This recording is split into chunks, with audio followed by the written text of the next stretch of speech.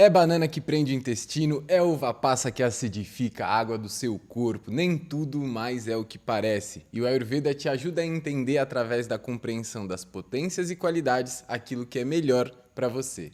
Muito bom dia, muito boa tarde, muito boa noite para você que está chegando aqui comigo nesse nosso movimento. A aula de hoje eu quero falar um pouquinho sobre as potências e qualidades. Essa aula que não foi avisada, não foi anunciada, não foi preparada, mas a gente está aqui porque a gente gosta. Domingão de manhã e quem está comigo nesse movimento Ayurveda vem chegando e vem pegando seu caderninho. Hoje eu quero falar com você um pouquinho sobre a compreensão das potências e das qualidades dos alimentos e dos elementos que a gente utiliza no nosso dia a dia e como que a gente pode se beneficiar ou acabar fazendo um mal inesperado dentro do nosso corpo, através de escolhas às vezes inadequadas ou até mesmo inconscientes. Eu quero falar um pouquinho sobre Dravya Guna, a compreensão, o estudo das qualidades das substâncias. Muito bom dia, muito boa tarde, muito boa noite. Vamos aprender Ayurveda. Para quem não sabe, não faz ideia, dentro do Ayurveda existe um campo de estudo que se chama Dravya Guna. Dravya significa substância e Guna significa qualidades. Então, Dravya Guna podemos dizer que é o estudo das qualidades das substâncias e como essas afetam o nosso corpo direta ou indiretamente. Esse estudo é muito utilizado na área da nutrição ayurveda. Esse estudo é muito utilizado também na área da farmacologia ayurvédica, na área de formulação de medicamentos. Afinal de contas, para a gente utilizar um medicamento no nosso corpo, antes de mais nada, a gente precisa saber qual é o efeito dele dentro do nosso corpo. Qual é a potência dessa substância dentro do nosso corpo. Então, dentro desse campo de estudo de Dravya Guna, a gente vai observar através da experimentação e através das qualidades. Quais são as qualidades, Gustavo? Tem uma aula lá no YouTube completa sobre as qualidades. Quente, frio, leve, pesado, seco, untuoso, rápido, devagar, límpido ou viscoso, áspero ou sutil. São 20 os pares das qualidades opostas e essas qualidades opostas basicamente é o que determinam tudo, né? Então, se o dia está quente e o dia está úmido, eu vou me sentir mais pesado, eu vou me sentir mais lento, então o meu Agni vai ficar mais baixo. São essas qualidades que vão determinando causas e consequências que a gente experiencia na nossa vida. Quem está aqui comigo, me diz, por favor, se o áudio aqui no Instagram tá legal, por favor, que eu estou experimentando um microfone novo aqui, então se alguém puder me dar um joinha dizendo se está bom ou se está ruim, eu vou ser muito grato, tá?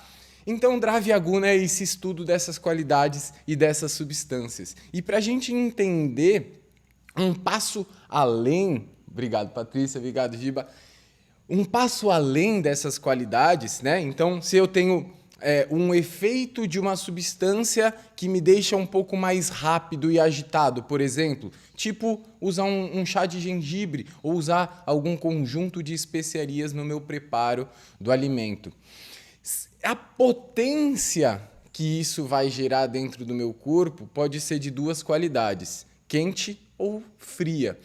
Aquele alimento, ele pode aumentar o meu fogo digestivo, aumentar os movimentos e processos metabólicos dentro do meu corpo, ou ele pode resfriar, diminuir esses processos. Então, se eu comer um pedação de carne do tamanho da minha cabeça, a potência que esse pedaço de carne vai ter no meu corpo é uma potência fria. Por quê? Porque ele vai exigir do meu fogo para que o seu metabolismo aconteça. E dentro desse processo, o meu corpo vai acabar sofrendo a consequência de um resfriamento. Ele não vai esquentar, ele vai resfriar.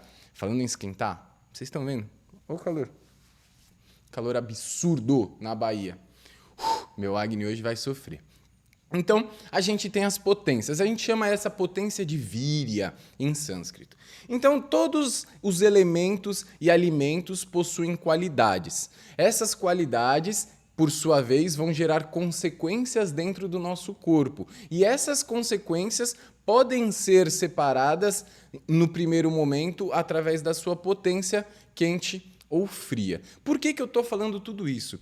Porque hoje em dia a gente está acostumado a consumir os alimentos e as coisas a partir daquilo que eles são. Então, a gente vai consumir os alimentos, a gente tende a escolher os alimentos que a gente vai consumir no nosso dia a dia a partir daquilo que eles são, né? Então a gente come uma carne esperando obter ali a proteína, a gente come um arroz esperando obter, né, ali outra coisa, o carboidrato, a gente come um alface esperando obter uma outra qualidade. E assim a gente vai escolhendo os alimentos a partir daquilo que eles são. Mas pouco se observa aquilo que ele faz. E o Ayurveda nos faz esse convite para observar não só o alimento por aquilo que ele é, mas também por aquilo que ele faz dentro do nosso corpo. Por isso esse estudo das qualidades e das substâncias é tão importante, porque a gente não olha a carne somente como uma combinação de água, proteína, carboidrato e gordura. A gente vai olhar a carne a partir dos seus elementos, a partir, né, que é terra e água, para quem não conhece. Então, a carne pertence ao grupo de sabor doce dentro da nutrição Ayurveda. O sabor doce é composto principalmente pelo sabor terra, e pelo elemento terra e pelo elemento água. Então, a combinação predominante dos elementos terra e água fazem os alimentos pertencerem ao grupo de sabor doce. Gustavo, quais são os alimentos de sabor doce? Abacate, carne, ovo, leite, carboidratos de forma geral pertencem aí ao grupo de sabor doce. Exclusivamente? Não exclusivamente. Uma batata pertence ao grupo do sabor doce, principalmente quando ela passa pelo processo de cozimento. Antes dela ser cozida, ela é astringente, mas isso é papo para outro dia. Vamos nos ater às potências e qualidades. Então eu vou lá e como aquela carne. Eu como aquela carne e ela tem uma potência fria dentro do meu corpo. A carne é pesada, ela é lenta, né? Ela é de difícil digestão. Então a potência dela vai ser uma potência fria dentro do meu corpo. Essa potência fria eu preciso levar em consideração quando eu for escolher a combinação de elementos que eu vou consumir junto com essa carne. Porque caso contrário, eu posso estar gerando uma consequência adversa, inesperada ou não positiva dentro do meu corpo. Quando, por exemplo, quando eu misturo carnes de potências diferentes. Por exemplo, se eu comer uma carne de frango, que é uma carne muito menos gordurosa, muito mais leve, muito mais fácil de digerir, junto com uma carne vermelha, que é uma carne muito mais fibrosa, muito mais pesada, muito mais difícil de ser digerida, as chances de eu não conseguir digerir adequadamente ou uma ou outra aumentam consideravelmente, porque a qualidade delas é diferente e a potência delas é diferente. Ou seja, o meu corpo metabolizaria e processaria e digeriria essas carnes de formas diferentes. Por isso, uma das indicações do Ayurveda é que a gente não misture carnes diferentes quando a gente for fazer o consumo, por exemplo. E isso serve também para os grãos. Quanto maior o grão, mais difícil dele ser digerido. Então, um milho é muito mais difícil de ser digerido do que uma quinoa. Se eu fizer uma mistura de um arroz 7 grãos, por exemplo, que vem aquele arroz integral, que vem a quinoa, que vem o painço, que vem o sorgo, que vem o não sei o quê, que vem o não sei o que lá, grãos completamente diferentes, de potências diferentes, de processos digestivos totalmente diferentes. O resultado, quando eu misturo esse arroz 7 grãos com mais alguns legumes, com mais alguma leguminosa, com mais alguma outra coisa, com mais uma salada fria e crua, a chance de eu conseguir não digerir isso muito bem é gigantesca. Então eu preciso aprender a reconhecer a potência e a qualidade dos alimentos ao longo das minhas escolhas diárias, para que eu possa cada vez mais fazer escolhas que sejam adequadas e condizentes com a minha capacidade digestiva. Ah, Gustavo, então não pode comer arroz 7 grãos? Não, pode tudo. A questão é, você vai conseguir digerir o arroz 7 grãos? Você vai conseguir absorver as qualidades e benefícios de todos aqueles grãos? Muito provavelmente não, porque se você não consegue digerir algo adequadamente, você não consegue receber adequadamente também os nutrientes e benefícios que aquilo pode te oferecer. Então é muito melhor você comer um grão e digerir ele bem e conseguir absorver bem os nutrientes dele do que você misturar 7 grãos e não conseguir digerir nada direito e absorver muito pouco ou quase nada dos nutrientes que eles poderiam te oferecer ali. Isso é a Ayurveda. Isso é compreender que qualidades diferentes tornam o processo digestivo mais difícil. Potências diferentes tornam o processo digestivo mais difícil. E quando a gente fala de potência, né, e não esperar dos alimentos somente aquilo que eles são, mas também aquilo que eles fazem, a gente precisa compreender que algumas coisas nem sempre são aquilo que a gente gostaria ou imaginaria que fosse. Vou dar um exemplo aqui. Carnes e leguminosas. Veganos e vegetarianos, quando fazem o processo de transição para esse estilo de vida, aprendem que a melhor fonte de proteína vegetal é nas leguminosas. E, de fato, isso não tem o que discutir. A melhor fonte de proteínas vegetais estão nas leguminosas. Grão de bico, lentilha, feijão, ervilha, soja, tem de fato muita proteína. Cada um deles vai ter um processo digestivo diferente, uma forma de preparo diferente, mas a gente não está aqui para falar disso hoje. Carne e leguminosas. Vamos observar as qualidades de cada um e ver se são de fato a mesma coisa e se de fato as leguminosas são a melhor substituição quando a gente fala de carnes. A carne é pesada, tem gordura, tem potência fria, né? Pertence ao sabor doce, ou seja, tem predominância do elemento terra e do elemento água. Por outro lado, as leguminosas, quando a gente vai observar elas são leves, elas são adstringentes, elas puxam água para si, né? Elas têm ali muito elemento ar, elas têm também um certo elemento terra, mas essa combinação do elemento terra com o elemento ar torna elas algo um pouco mais áspero, podemos dizer assim, um pouco mais seco. E essa qualidade seca torna elas totalmente diferente da carne. Então, enquanto a carne oferece para o nosso corpo gordura, untuosidade, oferece para a gente qualidades, né, que são ali muito mais parecidas com aquilo que a gente encontra dentro do nosso corpo, aquela coisa meio viscosa, meio gosmenta, meio pegajosa, né, com fibras, com textura, as leguminosas já são outro lugar. Elas são secas, elas são leves, elas são astringentes, elas puxam água do nosso corpo. Por isso que a gente deixa elas hidratando e cozinha elas na pressão, porque a gente está botando o elemento água dentro delas e tornando elas um pouco mais fáceis de serem digeridas pelo nosso corpo. Afinal de contas, se a gente colocar para dentro do nosso corpo só coisas adstringentes, só coisas que puxam a água do nosso corpo, e aí entra o bonde do germinado, a galera da salada crua, a galera do crudivorismo. Se a gente fica colocando para dentro só coisas que puxam a água do nosso corpo, o nosso corpo vai ficar ressecado. Então, veganos e vegetarianos, quando fazem essa escolha, precisam se atentar principalmente a quê?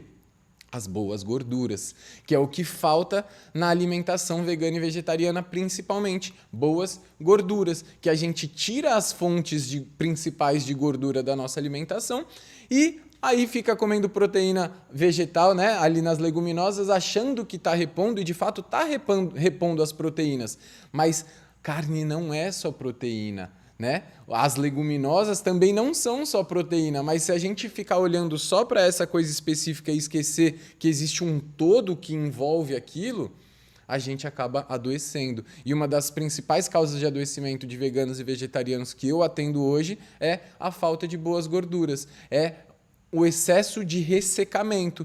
Por quê?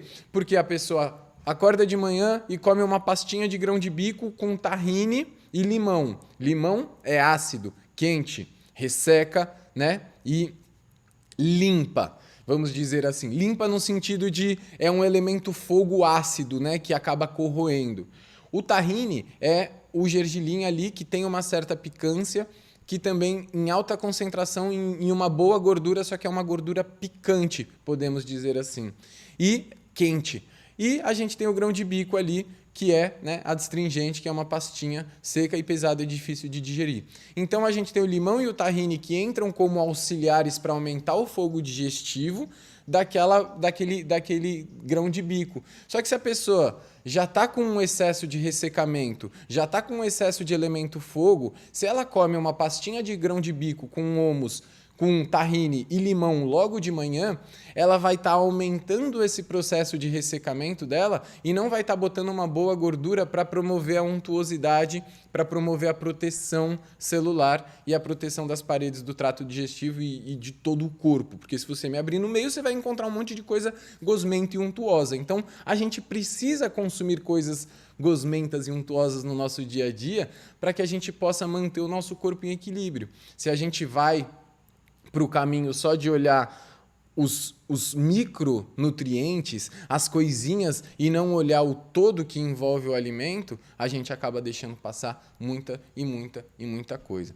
Então, o que veganos têm que fazer, por exemplo? Comer tâmara, comer semente de abóbora, comer semente de girassol, porque aí vão encontrar boas fontes de gordura, chia, linhaça, né? O azeite com cautela, porque o azeite é bem ácido e bem picante também. Então, um óleo de boa qualidade de girassol prensado a frio é mais interessante até do que o azeite, mas aí tem que tomar cuidado com o equilíbrio do ômega 6 e do ômega 3, então tem que fazer o uso da farinha de linhaça. O caminho do veganismo exige escolhas e responsabilidades que nem todo mundo está preparado, mas eu não vou falar sobre isso também. Quem quiser tem uma aula completa lá no YouTube, que é Ayurveda e Veganismo, que ficou muito boa, recomendo muito. Então, estamos falando de potências e de qualidades, né? Ficou claro essa questão da carne e das leguminosas? Entenderam? Outro exemplo muito bom, leite de vaca com leite de aveia com leite de amêndoa, por exemplo. O leite de vaca é gorduroso, tem potência fria, é pesado. Quando a gente olha para um leite de aveia, por exemplo, a gente está falando de um leite que é leve, que não tem nenhuma gordura e que chega a ser quase seco, né? Tem água, mas quando ele entra no nosso corpo, a potência dele ele não oferece gordura e é uma água, quase que uma água seca. Se você passar o leite de aveia no seu braço e no outro braço você passar um leite de vaca, você vai ver que enquanto o leite de vaca vai fazer uma película na sua pele, o leite de aveia vai quase que ressecar muito rápido, porque ele não tem gordura, ele não tem isso para oferecer para o nosso corpo. Então, uma pessoa que substitui o leite de vaca pelo leite de aveia no seu dia a dia, ela não está fazendo uma substituição adequada, ela não está fazendo uma substituição equivalente, porque as potências e qualidades desses leites são diferentes, os efeitos desses leites no nosso corpo são diferentes. E se a gente fala de um leite de amêndoa, por exemplo, a amêndoa que é uma oleaginosa, então ela vai ter mais gordura, só que ela tem potência quente. Então, se eu ficar consumindo leite de amêndoa e já tiver um desequilíbrio, um pezinho no desequilíbrio no excesso de calor, no excesso de elemento fogo, eu posso acabar me desequilibrando também. Mais uma vez, a importância de aprender a se observar no primeiro movimento do dia. Como que eu estou hoje? Eu estou quente ou eu estou frio?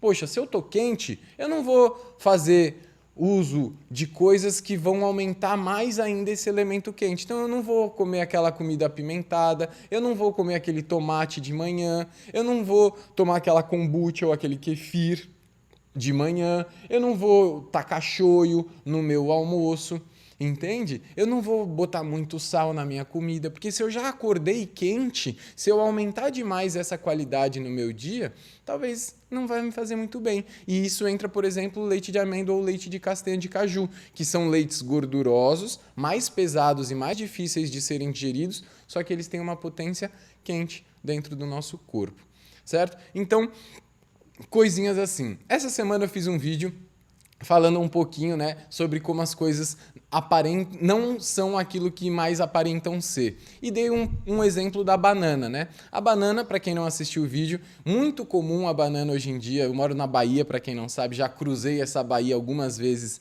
de leste a oeste e pude ver as gigantescas plantações de banana que a gente tem aqui. O Brasil é um dos grandes exportadores de banana e a gente tem um problema muito sério que a banana amadurece rápido. A banana perde rápido. Então, como que eles encontraram uma forma de plantar banana no Brasil e vender essa banana em Portugal, por exemplo? Colhendo essa banana verde. Só que para essa banana poder ser consumida, as pessoas querem a banana amarelinha ali, né? Então, o que eles fazem? Eles botam essa banana, quando ela chega, no cal. Então, a banana fica amarela, só que ela não está amadurecida de verdade. Só o que amarelou foi a casca, mas a fruta lá dentro, ela ainda tá verde. E a gente vê isso pelo caulezinho verde. E o que acontece quando a gente come uma banana verde? A banana verde tem propriedade adstringente, principalmente. Ela puxa a água do nosso corpo. Se você botar uma banana verde na sua boca, ela amarra a boca. Quando você bota uma banana madura, que está no grupo do sabor doce, ela vai aguar a boca, ela vai revestir a boca. É muito difícil encontrar uma banana dessa hoje em dia. A maioria das bananas amarra a boca. Amarra mesmo. Não é mais aquela banana que reveste. A nossa bochecha, ela é um dos primeiros sinais se o alimento é untuoso ou se o alimento é ressecante, porque a nossa bochecha, ela é literalmente uma camada de untuosidade, ela é uma camada de proteção de muita untuosidade, e essa película da nossa bochecha é muito parecida com aquilo que a gente encontra dentro do nosso corpo. Então, se você colocar um alimento na sua boca e ele ressecar a sua boca, saiba que muito provavelmente ele vai fazer isso dentro do seu corpo também, e não é o que você gostaria que ele estivesse fazendo, tá? Exceto raras exceções. Então, tem quem coma banana verde? Tem, Suzana. Todo mundo que come banana com aquele caulezinho verde está comendo banana verde, mesmo que a casca dela esteja amarela. A banana verde é muito utilizada, por exemplo, como farinha de banana verde. Muita gente usa farinha de banana verde para fazer diversas coisas. Então, quando a gente olha só a casca da banana e fala, tá, isso é uma banana, vou comer uma banana. Nem toda banana é banana. Entende? Quer dizer, toda banana é banana, mas nem toda banana vai ter o mesmo efeito de toda banana dentro do seu corpo. Porque cada banana cresceu num lugar, pegou nutrientes diferentes da terra. A gente esquece isso também, né? Que o alimento, ele nasce da terra. Se eu oferecer mais nutrientes ou menos nutrientes naquela terra, o resultado final daquele alimento vai ser diferente também. Não é porque uma banana é uma banana que ela vai ter sempre os mesmos níveis de potássio, sempre os mesmos níveis de outros micro e macronutrientes que compõem aquela banana, entende? Então, a hora que você come a banana, tenta desapegar um pouco daquilo que você está vendo e começa a trabalhar um pouco mais a percepção daquilo que você está sentindo. Isso é Ayurveda, é prestar atenção no efeito que aquele alimento faz dentro do seu corpo. Pô, quando eu engoli essa banana, ela desceu suave ou ela desceu áspera? Lembra aquela cerveja a propaganda da cerveja do desce redondo e desce quadrado?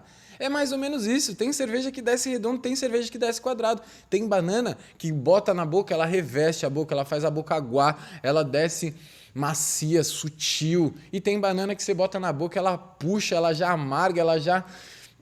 estranho. Você engole e você sente a banana quase que descendo, jogando pinball dentro do seu corpo. Por que isso? Porque são potências e qualidades diferentes do mesmo alimento. Qual é o antídoto caso você só tenha acesso à banana de caule verde? Cozinhar a banana. O antídoto para toda fruta verde é o seu cozimento. Então você pode pegar aquela bananinha, botar ela na água, cozinhar com um pouquinho de canela, cozinhar com um pouquinho de cravo, cozinhar com um pouquinho de cardamomo. E você vai ter um alimento totalmente diferente daquele que inicialmente você tinha à sua disposição. Outro exemplo que eu dei, a uva passa, né? A uva passa, na teoria, deveria ser um alimento de sabor doce. Por ser passa, ela tem a qualidade adstringente. E todas as frutas secas normalmente vão causar ressecamento dentro do nosso corpo. Afinal de contas, tudo aquilo que eu colocar dentro da água e aquilo puxar água para si, isso vai fazer exatamente a mesma coisa dentro do meu corpo. Então, se você tem o hábito de comer aquela banana com o caule verde, de manhã com aquela aveia, que você só pega do pacotinho e joga aquela aveia em cima, e ainda por cima vem e coloca, por exemplo, uma uva passa junto, ou alguma outra fruta seca junto, saiba que você está fazendo um combo do ressecamento. E não adianta depois falar, nossa, eu estou constipada, nossa, eu estou com retenção de líquidos, nossa, eu estou... tô seca, meu cotovelo está seco, meu cabelo está seco. Sim, tudo vai estar seco, porque você está aumentando a qualidade seco dentro do seu corpo. Você não está aumentando a qualidade untuosa dentro do seu corpo, tá? Então, Prestem atenção. Ah, mas eu boto mel. O mel, ele não promove untuosidade. O mel, ele promove a astringência. O mel é muito utilizado para a gente mover algumas coisas dentro do nosso corpo. O mel é muito utilizado para a gente, para um capa em desequilíbrio, para um capa que está acumulado, que está estagnado, o mel pode ser utilizado, por exemplo. Tá? Então, mel não é antídoto de ressecamento. Prestem atenção e vale o adendo aqui, nunca aqueçam o mel. Né? Um dia eu vou explicar mais sobre isso. Eu acho que eu expliquei na alimentação consciente, na aula. Enfim, não aqueçam o mel. A ciência moderna já comprovou que faz mal e o Ayurveda fala isso há mais de 5.000 anos. Então, não aqueçam o mel. Então, a uva passa, que deveria ser um alimento doce, que promove untuosidade, hoje em dia está sendo colhida verde, está sendo ressecada cada vez mais num processo industrial, com elementos químicos, e isso vai modificando também a sua potência e a sua qualidade. Então, se você pega aquela uva passa e morde e sente também amarrando a boca aquela acidez, saiba que o efeito que você está esperando dessa uva passa no seu corpo, se você estiver consumindo e esperando algum efeito, não vai ser o esperado daquele que você gostaria. Eu compartilhei uma receitinha para os constipados e constipadas de plantão, né? Que é colocar uma colher de sopa de uva passa dentro de um copo de água, deixar dormir, de manhã você acorda, ferve isso, faz um chazinho, toma essa água e come essa uva passa. É ótimo, só que se você fizer isso com a uva passa ácida, não vai funcionar tão bem assim. Então a uva passa é um outro exemplo que muita gente consome pelo que vê, pelo que sabe que é, isso é uva passa, mas esquece de observar como que está a qualidade dessa uva passa, como que estão as características reais dessa uva passa, o que essa uva passa está fazendo no meu corpo. Outro exemplo que eu dei foram as especiarias modificadas.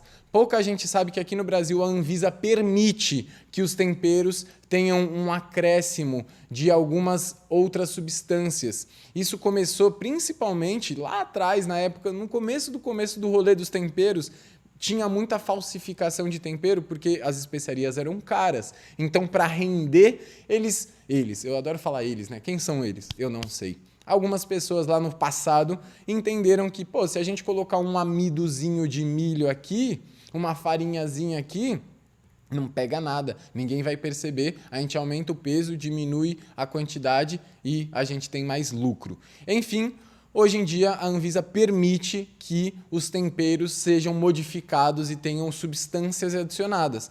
E aí uma dessas substâncias das mais utilizadas é o amido de milho. Vamos pensar no amido de milho. Quando eu quero utilizar uma páprica defumada na minha abóbora, que eu vou fazer com uma couve-flor e semente de mostarda e vagem para o almoço. E aí eu quero trazer aquela páprica defumada. Por quê? Porque a abóbora, né, ali não é a mais difícil de digerir, mas também não é a mais fácil de digerir. Com a couve-flor torna um pouco mais difícil, então eu vou usar uma páprica defumada para aumentar o meu fogo digestivo e conseguir digerir melhor essa abóbora com essa couve-flor e os outros elementos que vão estar ali no meu prato. Tem propósito essa páprica defumada que eu vou utilizar, não é só pelo sabor dela. E aí eu vou e uso aquela páprica defumada que tem 30% de amido de milho. A páprica defumada, para quem não sabe, é pimentão desidratado e moído. Então ela tem potência leve, tem potência quente, estimulante, rápida e penetrante. E o amido de milho, por sua vez, é uma gosma que tem potência fria, é viscoso, é lento, é pegajoso e não é nada penetrante. Então, quando eu utilizo essa páprica que tem 30% de amido, quando eu boto essa mistura ali e eu vejo que aquela minha abóbora ficou talvez um pouco mais engrossada, encorpada do que eu imaginei e eu não entendo o porquê, e quando eu como aquilo eu fico um pouco mais pesado do que eu imaginei, porque eu não estava botando na minha conta ayurvédica 30% de amido naquela mistura, que tornou aquilo mais pesado, mais denso, mais viscoso, mais frio e mais difícil de ser digerido. Ah, Gustavo, isso é um exemplo absurdo. Tá bom. E quando eu vou fazer um medicamento, por exemplo, o Haridra Kumari, que é misturar a babosa com cúrcuma? É um ótimo medicamento para mobilizar as águas do corpo, um ótimo medicamento para as mulheres especificamente, que ajuda a regular o fluxo menstrual. É um ótimo medicamento contra a azia. E aí eu estou esperando a potência adstringente amarga da babosa, fria, com a potência um pouco mais quente e um pouco mais, também levemente adstringente, mas, né, anti-inflamatória da cúrcuma, e no meio disso, do nada, tem um amido de milho que eu não estou esperando. Como que eu consigo perceber isso? Eu posso esquentar na panela e ver se sobe uma fumaça diferente. Eu posso misturar esse tempero na água e ver se formam bolinhas. Existem algumas técnicas, eu posso compartilhar nos stories depois. Algumas técnicas para a gente ver se o tempero que a gente está utilizando é ou não é. Mas entende o que eu estou falando aqui? Que muito além da importância de saber se o tempero está ou não modificado, é aprender a reconhecer essas qualidades e aprender a importância dessas potências e qualidades no resultado final das nossas escolhas diárias. E se eu não sei se o resultado daquilo que eu estou consumindo é uma potência fria ou uma potência quente, se eu não sei se o resultado da qualidade daquilo que eu estou consumindo é leve ou é pesado, é seco ou untuoso, é rápido ou é devagar, é quente ou é frio, eu não consigo fazer boas escolhas a partir daquilo que eu preciso no meu dia a dia. Entende? Então, pessoas que consomem ali a proteína em pó, né, o whey protein, que estão esperando algo, e aí a pessoa vira para mim e fala: nossa, Gustavo, desde que eu comecei a tomar proteína vegetal, eu comecei a ter azia, eu comecei a ter indigestão, eu comecei a ter queimação, eu comecei a sentir o meu acne mais fraco. Por quê? Porque eu comecei a tomar proteína em pó? E a pessoa esquece que aquela proteína em pó tem qualidade pesadíssima, fria, totalmente adstringente, difícil de digerir. Precisa de um acne muito, muito, muito bom para a pessoa conseguir digerir um whey protein. Se a pessoa faz uso do whey protein e depois ela perde a qualidade de alimentação dela, porque ela não está conseguindo ter acne para digerir aquilo, e aí ela começa a dormir pior, e ela começa a evacuar pior. São uma série de consequências porque aquela pessoa botou na cabeça dela que ela precisa de uma quantidade absurda de proteína diária e que ela não está disposta a comer aquilo. E aí eu te pergunto, se você não conseguiria nem comer algo porque você não aguentaria, porque aquilo te faria mal, por que você está escolhendo um outro caminho para fazer a mesma coisa? A não ser que você queira ser um bodybuilder, uma pessoa, né, tipo, uau, que notadamente, sabidamente, ayurvedicamente falando, é uma escolha prejudicial para a saúde, né? Você aí, pessoa normal, que faz uma academia e que toma whey protein, tipo, pensa essa escolha, pensa se faz sentido. Pensa se faz sentido, porque realmente você consegue consumir esses níveis proteicos se você tiver um bom acne. Mas agora, eu não consigo comer essa quantidade de comida, então eu vou comer essa parada isolada, que vai destruir o meu fogo digestivo, que vai me gerar diversas consequências negativas. Mas eu bati a cota de proteína do dia. Será que bateu? Será que seu corpo conseguiu absorver aquilo que ele nem conseguiu digerir? Porque se está te dando azia, se está te dando queimação, se está te dando prisão de ventre, você não está digerindo isso bem. E se você não está digerindo isso bem, você não está absorvendo adequadamente essa proteína para o seu corpo e ela não está te fazendo bem. Então, nem tudo é o que é. Muitas vezes os alimentos são aquilo que eles fazem no nosso corpo e não somente aquilo que eles são. Tá? Outro exemplo muito legal, assim, né? Os suplementos vitamínicos. Muitos estudos já comprovaram que quando a gente consome um grupo de vitaminas, minerais, em conjunto, o nosso corpo é muito melhor no trabalho de absorver isso do que quando a gente consome essas coisas separadas. Muito melhor, muito melhor. Diversos estudos. Já fizeram isso com a cúrcuma, já fizeram isso com não sei o quê, já fizeram isso com a vitamina B, já fizeram isso com...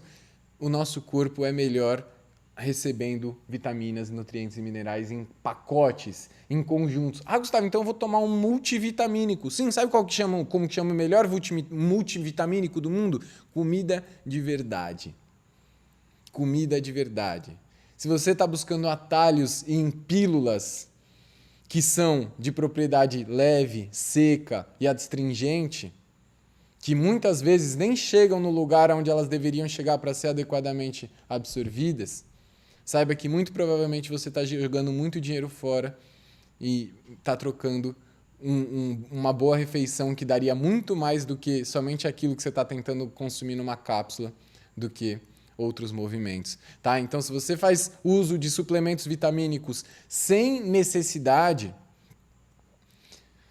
vou dar um caso aqui real. Eu atendi um cara uma vez do Rio de Janeiro que estava com incontinência urinária. Ele acordava 5 vezes durante a noite para fazer xixi. Ele ficava com sede constantemente e bebia água e aquela água nem parava dentro do corpo dele.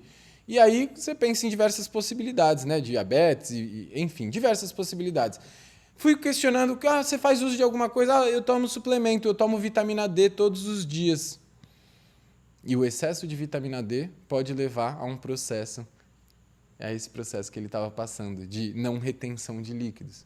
Então, muita gente faz excesso de suplementação sem necessidade nenhuma, vai lá na farmácia, compra e muitas vezes gera desequilíbrios e faz um xixi mais caro, tá? Então, a não ser que você tenha ali uma indicação médica, e até hoje em dia, até mesmo indicação médica, às vezes podem ser, repensadas aí. Porque, vou até falar do próximo item que eu separei aqui, que eu acho interessante da gente observar com um olhar de potências e qualidades. Shots matinais. Tem um amigo meu que é pita, quente, mais careca que eu, na mesma idade que eu, mais careca que eu, frito, não para quieto. Ele acorda de manhã e toma o shot lá de própolis, com cúrcuma, com café, com sei lá mais o quê, e óleo de coco. E ele veio perguntar para mim, pô, Gu, você acha que é bom? Não sei o que. Eu falei, não é bom. Não é bom para você, tá aumentando muito seu pita, tá aumentando muito seu elemento fogo. Ah, não, mas eu gosto, eu já acordo, pego, frito, faço um monte de coisa. Eu falo, tá bom, só não faz bem para você. Então, quando eu olho ele come muita pimenta, ele é muito, muito agitado. Quando eu olho ele, amo ele, mas ele tá totalmente desequilibrado. Ayurvedicamente falando, ele tá totalmente desequilibrado. Ele está inflamado, ele está quente, ele está sempre acelerado, ele tem privação de sono, ele está sempre ansioso, ele está sempre no movimento, ele realiza muitas coisas na vida dele, mas isso gera uma consequência que talvez hoje ele ainda não esteja colhendo, mas em algum momento ele vai colher e vai me ligar e vai falar, porra, Gu, aquilo lá que você falou é verdade, como que a gente resolve? E normalmente é isso que as pessoas fazem, elas percebem que algo de certo não está errado, algo de errado não está certo, mas elas deixam ir, porque os resultados mais aparentes inicialmente parecem ser positivos e os resultados negativos, entre aspas, aparecem a longo prazo. Então, a melhor maneira de absorver uma vitamina B12 seria ingerir junto com a alimentação para ser melhor absorvido? Mano, Will, no caso da B12 especificamente, aí já é uma outra parada, porque a B12 ela precisa ser sintetizada e metabolizada lá no final do nosso intestino, e ela precisa de outras vitaminas, tipo a vitamina B9, tipo a B9 é o ácido fólico, tá? E o ferro, né? A ferritina. Então, se você suplementa só a vitamina B12 com níveis desequilibrados de ácido fólico ou de ferritina, você pode causar uma deficiência maior ainda de B9 ou de ferritina, suplementando essa B12 sem acompanhamento médico. E aí você vai ter uma deficiência de B12 e ferro e B9, se bobear, tá? Então, a B12 ela precisa de uma equação bem feita, mas a melhor forma de suplementação dela hoje é sublingual, em jejum de pelo menos 2 horas antes de se alimentar, tá? A melhor forma de você tomar B12 hoje é sublingual, 2 horas antes de se alimentar, de preferência com consciência e com direcionamento de um hematologista ou de um nutrólogo que vai te ajudar a observar esses níveis de B12, de B9 e de ferritina para que nada saia do compasso, tá? Para a B12 ser bem absorvida pelo seu corpo, ela precisa dessa tríade linda aí. E aí, outros, a gente pode fazer um dia uma live só sobre B12, que eu tô quase especialista em B12, tá? Então, esses shots desinflamatórios, pessoas que acordam de manhã e tomam própolis todo dia, pessoas que acordam de manhã e tomam esse shot de cúrcuma com própolis, com óleo de coco, com, não sei, com pimenta do reino, saibam que a propriedade, a qualidade daquilo que você está ingerindo logo de manhã é totalmente o contrário daquilo que o seu corpo está precisando naquele momento, tá? E se você aumenta muito, vou falar assim, 95% dos casos que eu atendo hoje com a Ayurveda, a causa do desequilíbrio é o desequilíbrio pelo excesso do elemento fogo e do elemento ar. Excesso de elemento fogo e de elemento ar. O que tem muito elemento fogo e muito elemento ar? Elemento ar, telas, falta de rotina, ansiedade, estresse, comidas cruas, bebidas gaseificadas. Tudo isso aumenta muito o elemento ar. O que aumenta muito o elemento fogo? Pimenta, berinjela, pimentão, tomate, bebidas fermentadas e todas essas coisas, conservas e tudo isso, salmouras, tudo isso aumenta muito o elemento fogo. O azeite, tudo aquilo que é ácido aumenta muito o elemento fogo, tá? Então a maioria das pessoas hoje está em desequilíbrio pelo excesso do elemento fogo, excesso do elemento ar, que geram inflamações, que geram ressecamentos, que geram má absorção de nutrientes, que geram intestinos irritados, que geram azias, refluxos e mais um monte de outras consequências por escolhas inadequadas no dia a dia. É aquela pessoa que acorda de manhã e come um pão com tomate, berinjela e toma um café. No almoço, ela come ali uma salada crua com um pedaço de carne,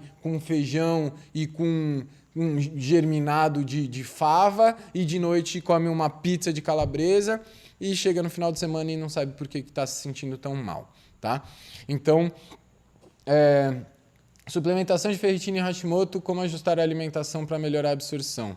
Poxa, Ju, aí é uma pergunta que eu precisaria entender de fato um pouco mais das suas qualidades, entende? Porque cada pessoa é uma pessoa, você tem qualidades inerentes a você, você já tem as suas características principais e principalmente você já tem os seus desequilíbrios instalados. Se eu chegar para você e falar que uma alimentação é boa ou não, eu vou estar sendo irresponsável porque eu não sei quais são as suas necessidades de fato.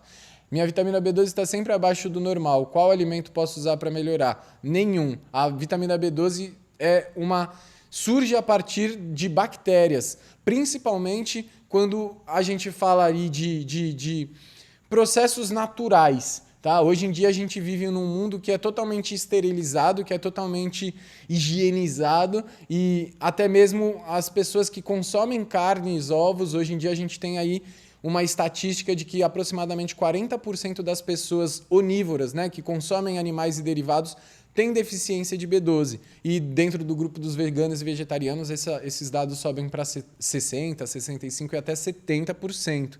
Então, hoje a gente tem um problema muito sério de deficiência de B12 na sociedade e a única forma real é através da suplementação, que pode ser com a metilcobalamina, a cianocobalamina ou uma outra lá, mas as duas melhores são a metil ou a cianocobalamina e eu recomendo a melhor forma de suplementação é a sublingual, diariamente ou a cada 2 dias. Existem possibilidades de 500, 1.000, 1.500, 2.000 e 5.000 microgramas. E aí você tem que encontrar a sua fórmula ideal ali junto com o seu médico, tá? Nenhum alimento vai suplementar B12, a não ser que você coma muito fígado de boi, que aí talvez aumente sim a sua B12, mas aí talvez aumente outras coisas que você não gostaria. Porque, né, para quem não sabe, agrotóxicos são lipossolúveis, ficam armazenados na gordura e nos músculos dos animais. Quando você come animais, você come altíssimas quantidades de agrotóxicos.